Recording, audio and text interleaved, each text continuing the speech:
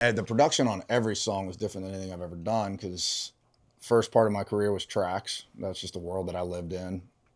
I didn't necessarily mean to live in that world. That's just what happened early on in my career. And then 2 years ago, we put out the I Hate Cowboys and All Dogs Go to Hell record. Then we did the Go Down Singing record. Those were live bands, 0 tracks, 0 click.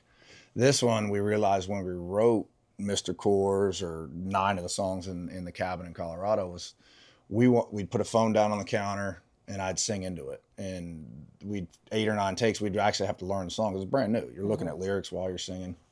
But we realized that got something out of my voice that was more believable than anything I've ever done. Because when you're singing into, even if you build the track with the band, you're singing into headphones, you're taking information in and then putting it out through your voice. This was, we realized there's no thinking involved. Like all you're thinking about is singing the song. It's a live record. Every song was one take. So that's why it sounds so different than anything I've ever done. And then the next day we would, literally one take. Hey, if you mess up a word, you got to start over, or just leave some mistakes in there. But then the next day we'd go in and add bass, drums, then we'd add fiddle and stuff along the way. But it's a live record. So it's very different than anything I've ever done, but it was something we discovered through the last 2 records. Okay, we love those, let them live where they are. Eldora is gonna be a whole different experience for people. And it's just that much more believable because it's one take of you singing the best that you can. Yeah, some of the guys that you co-wrote with, 9 of the 12, with your producer Oscar and also Wyatt McCubbin, talk about that connection with the 3 of you. Had you written much with Wyatt? I was looking back, I didn't see anything. Okay. No, never. I've never written with him. I've known about him. Me and Oscar decided to do things that are a terrible idea on paper, but we're gonna try it anyway. Like I'd never worked with him before on the last 2 records, and then it worked.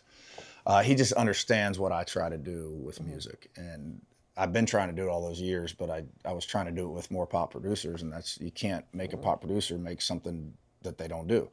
So meeting Oscar was huge for me. Then Wyatt, we were going to a cabin in Colorado. We knew that.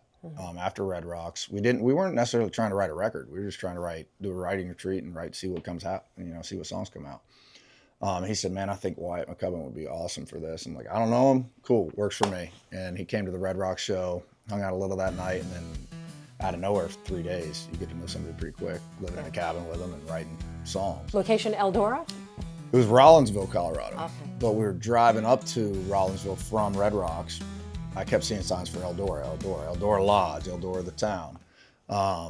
So I looked at Oscar and Wyatt and I was like, I don't know what Eldora means, but I really want to write a song called Eldora.